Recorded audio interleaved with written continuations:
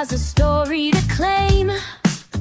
Sit back, listen to conversation between Terry Lynn and new authors on the rise, and let the journey begin.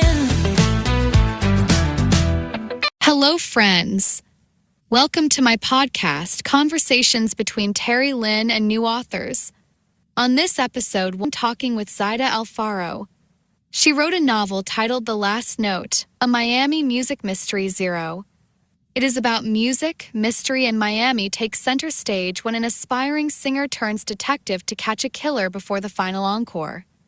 Welcome, Zaida. Thank you so much, Terry, for having me on your podcast. I'm so excited to be here. You are welcome. What first inspired you to write The Last Note, a Miami music mystery? I am an avid reader of cozy mysteries in the first place. And I started with Joanne Fluke, and I spent years just reading her series. I think has like 30 books in her series. So it took me a little while to get through her series. And my older sister actually had mentioned to me, since you read so many mysteries, why don't you try writing one? And I thought, that is a good idea, although it's very different from writing a song. The lyrics only take like 3 minutes as opposed to a book is like 80,000 words. So it was at first, it was very challenging, but I wrote what I knew, which was, a singer who gigs at bars every weekend, and all of a sudden the owner of the bar is found dead. And so pretty much a lot of the characters that I based The Last Note from are real people that worked at the bar, or, I changed the names, of course, or like my band members, they're in the book. And The Last Note's actually the first of three. It's a series of three books. So that book alone took me about, I want to say, 5 years to actually write. Again, I'm a songwriter, not, a novelist. So it took me a little while to get used to the idea of writing a book. Yes. It's the best way of doing it. Write what you are passionate about and what you know about. Yes, most definitely. And it's the only thing I know how to write about is about music and my life. I've been performing since college pretty much. So it's what I know, and I love writing since I was a young girl. I would always write poems to my family, or just letters, and always in my diary. So it was just very easy for me to actually put a lot of my words into songs when I finally released my first album. So the fact that I was able to do it with a book, but the genre of mystery is what I loved. I got to kill people off and, not get in trouble for it. And, but I made it, it's a cozy mystery. So I made light of the whole situation. Like the person who died, it's okay. You didn't like them anyway. So but, and it was very helpful because as I was writing The Last Note, my drummer at the time is actually a homicide detective. So he helped me kill off a couple of people the right way, because I had no idea. Like one day I sent him the chapter of when like the owner is found dead in the bar, and I'm like, can you just read this to make sure that I killed this man off properly? And he read it and he's like, okay, there's a lot of changes to me, babe. Like, you don't know right away how this person died. The paramedics will automatically show up in 5 seconds. And I'm like, okay. So I had to make that chapter a little longer because obviously I didn't know how to kill someone off properly. So I tried to make it as realistic as I could, but in a light way. So that was fun, actually. One of the fun parts was writing off the murder, like writing the murders. I loved it. Luckily, like the cops or the FBI don't Google or look at my search, because I would have like been arrested by now. But that's another story. How did your background as a singer-songwriter influence this novel? Well, it's a Miami music mystery series. I was I was born and I was raised in Miami. So all I know is Miami. My parents are Cuban, so I'm a Latin cultural. So everything about music and food and being around people and excitement. Well, in the Latin community, I'm not sure if you're aware, everything's excitable. Like we're excited about everything. Even when we see each other, it's a big hug and a kiss. And when it comes to music, music brings us together. So I thought, what better place for a background for my books in Miami because Miami is what I know and it's in my blood. So, and then intertwining that with music, I thought maybe mystery and music can bring people together in a light sense, right? Because it's a cozy mystery. So in kind of in a light way, just those two elements can bring people together. And actually many times people get familiarized with Miami because of the book. I put a lot of places in the book where people that are from Miami are like, oh my God, I completely pictured that when you described it in your book, like where you were, or, that park, or, that bar, or that restaurant. So it was kind of cool to see, like at the book signings, people were like, oh, I can relate to where you were. Like I totally picture it. And it made me happy because it means that I did a good job describing, Miami or its locations. Um, in the book. So, yeah, again, I write what I know, which is pretty much Miami and music and anything that brings happiness to your soul and brings people together. I like how your firsthand experience brings authenticity to the story. That kind of insight makes the world feel even more real to readers. I agree. And I enjoy putting everything I know down on paper. It's just a lot more fun when I'm able to add mystery to it.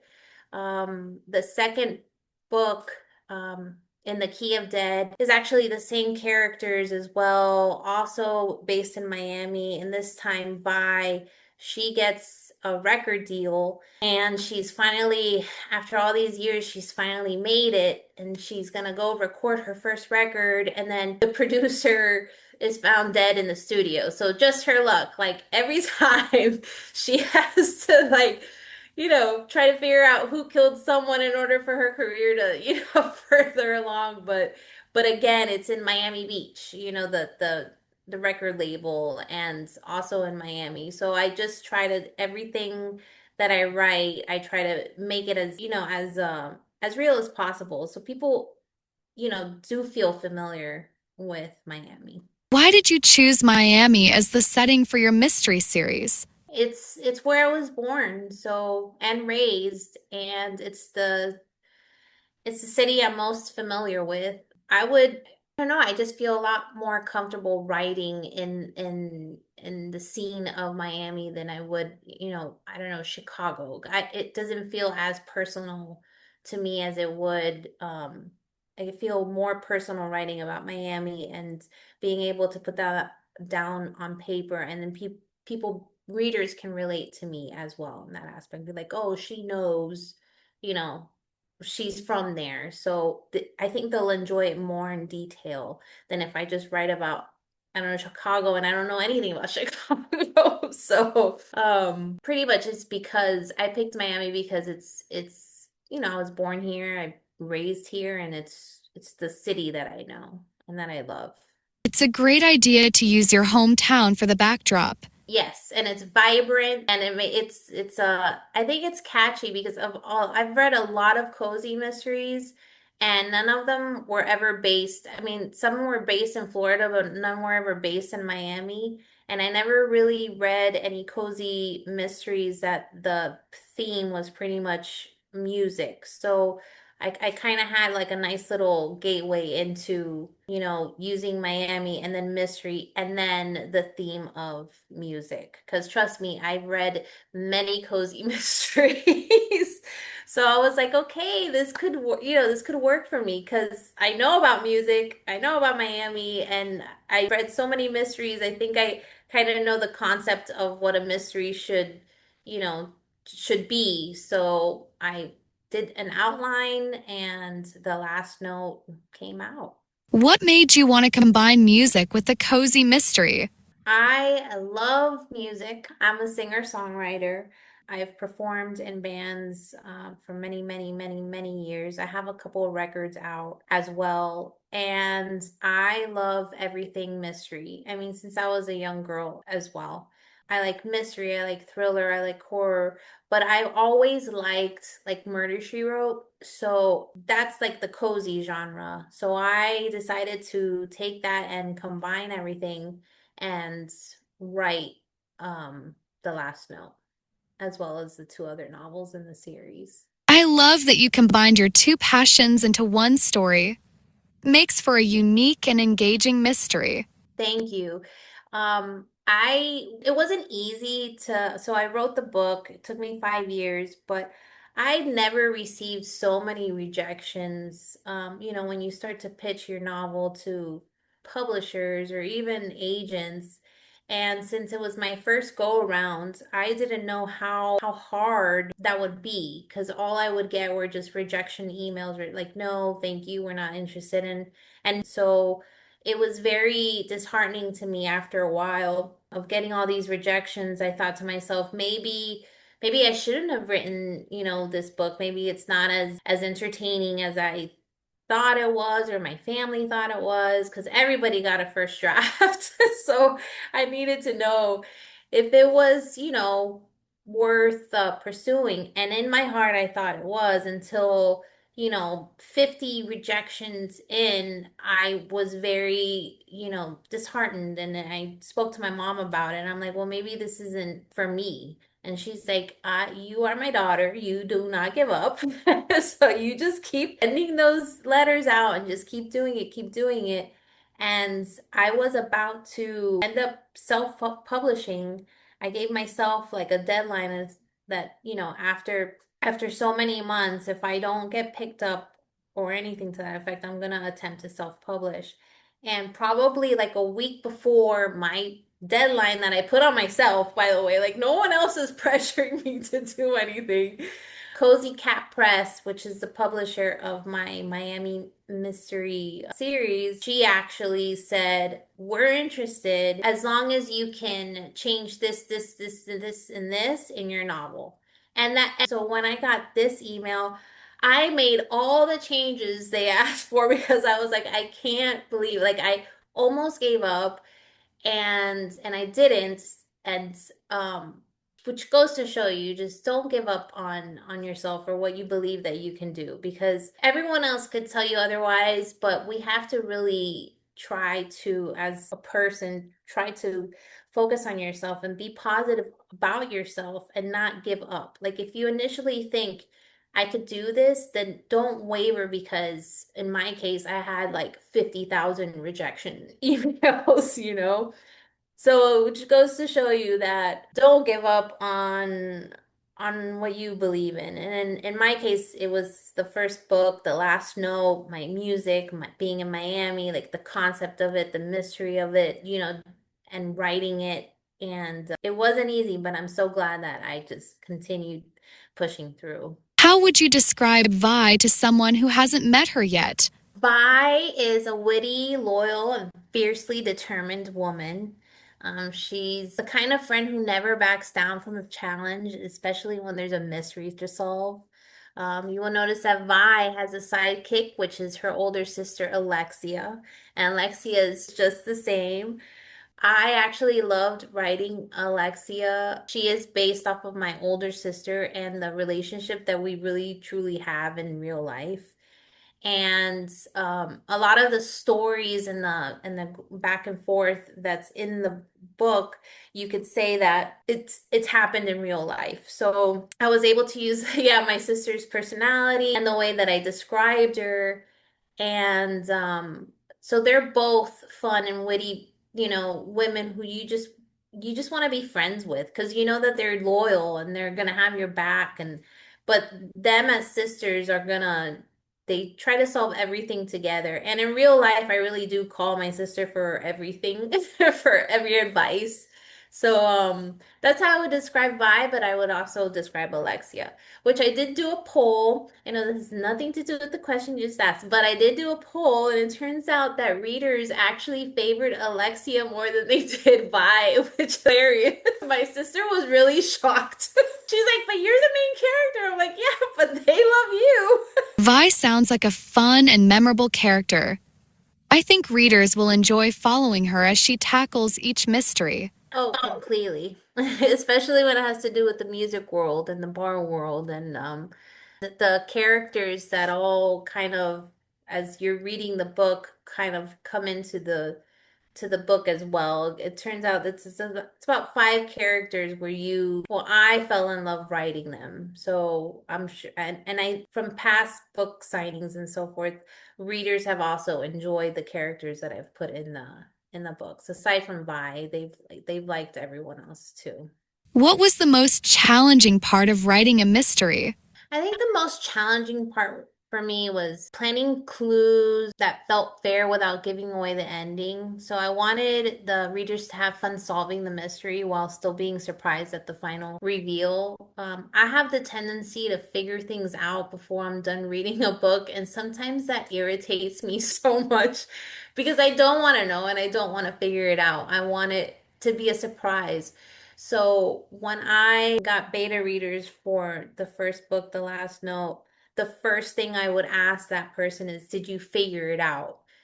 And 90% of the time they would say no. And that would make me so happy because it means I wrote the book correctly. Because I wanted to give enough clues, but not enough that you're by the end you're like, oh, I knew that. So that was the most challenging part for me. And I think I did I think I did a good job doing that, considering that a lot of people hadn't figured it out. So I was happy about that. I like that balance. Giving readers enough clues to keep them guessing while still surprising them at the end is no easy task. What kind of research did you do for the police investigation aspects of the novel? I researched a lot only because I wanted it to feel authentic. So, as I mentioned earlier, luckily, yes, my drummer at the time was a homicide detective. So he had many stories that I could kind of get an idea off, of how to kill people off. But I didn't want it as grotesque as some of the stories that he had. He Miami homicide, so you could just imagine how brutal some of these scenes were. So I'm like, I'm not writing I don't know, a James Patterson book. So let me like switch the genre. And I did do a lot of Google research as well. So what I primarily would do was research, do an outline of how I wanted this person murdered, write the scene, and then send it to my drummer, who's also my friend, to kind of redline the murder scene. And it worked out. I believe I've killed so many people off in these last three books. I think I only killed two people off in the first book, The Last Note. And that was how I did it. I just pretty much did the research, asked him 100,000 questions, did the outline, then I would send it to him for him to redline, and then I would just build it up and, fluff it up more for the actual chapter.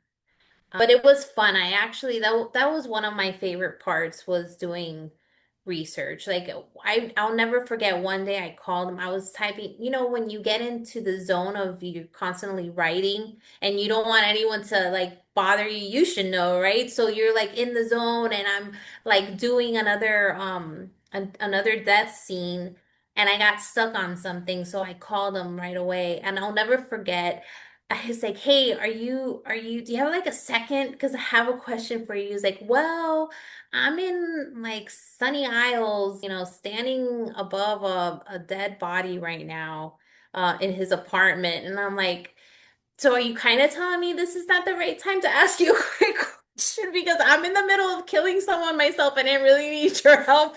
And he's like, hold on, let me step away. And he literally stepped away for 5 minutes to answer my question. And I was like, okay, thank you so so much. You're the greatest. And then I finished the chapter. So it was just like nothing was gonna stop me from continuing this flow. I was in, not even like the dead person he was like standing over. It was just it's okay. So so I researched a lot. If it's you could tell. I had no shame in contacting my friends. Oh my gosh. That was a fun time. I love that you combined careful research with first-hand insight. Having access to a homicide detective must have added an extra layer of authenticity to the investigation. Completely. What do you hope readers feel when they turn the final page? I hope readers close the book with a smile. They're surprised by the ending and eager to join Vi and her team on her next adventure, which is the other two books that came after the last note in the Key of Dead and the series finale, The Hidden Track. So hopefully the readers will love those two adventures after the last note. But in each book that they read, that's what I hope that they take away from it. And I hope they escape like the reality of the world by reading. I think reading really does that.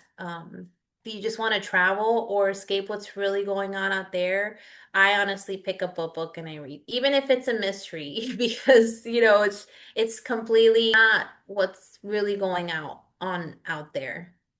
So I hope the readers take that and they enjoy it and they smile and they giggle throughout the chapters because I tried to add comedy in there. So just, I don't know, just to feel a little lighter when they finish my books. What has surprised you most about readers' reactions? I think how deeply readers get connected with the characters from the book. I have I have a great story where my sister actually attended one of my book signing events and she was sitting at the at the table with me and we had just done, we spoke about the last note. I played a couple songs on my guitar to end it and then I sat and I was signing some books and this man this man came up to the table and he asked my sister, which her name is Barbara, but he asked her as Alexia if she can sign his book. And she like looked at me because she's like, I'm not the author of the book. And he's like, no, but I just love your character. And I know that you're Alexia because you have to be my sister. And please, if you could just autograph my book and make it out to so and so. And she's slowly taking his book, but she's looking at me like, what is going on? Do I sign it? So I stare, I go, just sign it, just sign the book. And she's like, but I didn't write it. And she's like autographing it, whispering to me, but I did not write the book. And then she looks at the man and she smiles. She's like, thank you, sir. And he like I didn't even sign the book. She signed the book. So the fact that they connect with those characters, that surprised me, but I love it at the same time because they'll be like, "Oh my God, I know someone just like Vi," or I wish that your Vi was like a real person, and so that is what has surprised me with the reactions, but it makes me feel so good. Like as a writer, it means that I did well writing the characters to the fact that people connect with them. And I love that. That's a funny story. I agree. A surprising ending that leaves readers excited for the next adventure is the perfect way to end a story. Yes, and I did it so with every book of the series, I did it where it ends, but there's like an opening for the next book. You should read the books in order, but you can actually read them as standalone as well because I reintroduce the characters. I kind of touch like on the fact of what happened in the first book, like in the second book and so forth. That way you kind of are familiar with what happened, but it's good to read all three as opposed to a standalone. But I did it so you can read it as a standalone if you want to. What advice would you give aspiring mystery writers? Read a lot of mystery books. Pay attention to what keeps turning the pages, and don't be afraid to surprise your readers. But most importantly, keep writing because every story that you tell teaches you something new, teaches readers something new. But most importantly, don't give up on that first draft. Because as you well know, Terry, there are many drafts that we do before we have that final book, right? But you just can't stop at draft one. You have to keep going until you feel like you told your story and present it to the world, present it to those who want to read, present it to those who want to enter your, in my case, my crazy little music worlds with mystery in it, you know? But just keep reading and just keep writing. That's my biggest advice to writers out there. That's a funny story. What's next for you, and what projects are you most excited to share with your readers? Oh my gosh. So, as I mentioned, I am an avid reader of cozy mysteries, but I shifted into the psychological thrillers genre these last couple of years. And when I finished writing The Hidden Track, which was the last cozy of the series, I shifted into writing a psychological thriller. It only took me, which I was very proud of myself because this is a completely different genre. And as you know, Terry, like genres, it depends on how long it takes you, based on the genre, right? So it only took me 1 year to write it, and it's called The Ghost of Me, and it's my first psychological thriller. And I have been pitching it, and so far, rejections. But as I mentioned to you previously, I will not be giving up. I'm gonna keep sending out those letters out, and hopefully someone picks it up because I'm actually very excited about the psychological thriller, The Ghost of Me. So hope the readers get to eventually read it soon. I'm excited. Yes, and the more I read as well, I learn from authors to, when I read their books, I love learning about their writing craft and how every author, it's amazing how every author writes differently, but you can learn individual writing styles. And eventually when I wrote the psychological thriller, every book that I had read in the past on the authors that's their genre, I kind of combined all their writing crafts, just put it into mine. So it was like just a different way for me to write, only because I actually, by reading so many psychological thrillers, I started noticing, the pattern on how to write one and the mood of it, right? Because cozy mysteries, you're happy even though someone died, but like psychological thrillers, they get you, it's in a dark place. So while reading all these wonderful authors, I was kind of learning what my writing style should be.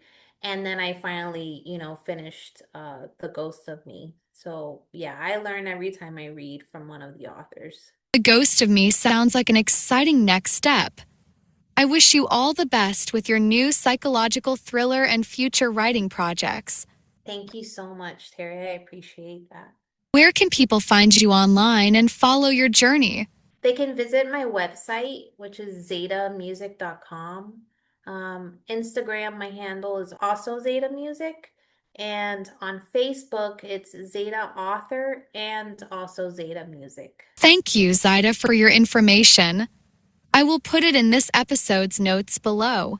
Thank you, Terry. This was a lot of fun. I really appreciate that you reach out to authors and speak to them about their books. And that you give authors like us a platform to like express ourselves and talk about our books and put it out there for readers to hear about. So I really appreciate your podcast. I appreciate you doing this, and I appreciate you also being an author as well. You definitely know how hard it is to get out there. So the fact that you give us this platform, I think it's pretty amazing. So I appreciate you having me on your show. Thank you so much, Terry. I appreciate it. You are welcome, and thank you, Zaida, for the kind words. Okay, my listeners, tune in next week when I interview the new children's book author, Elizabeth Higgins. Until then, happy reading with your kiddos.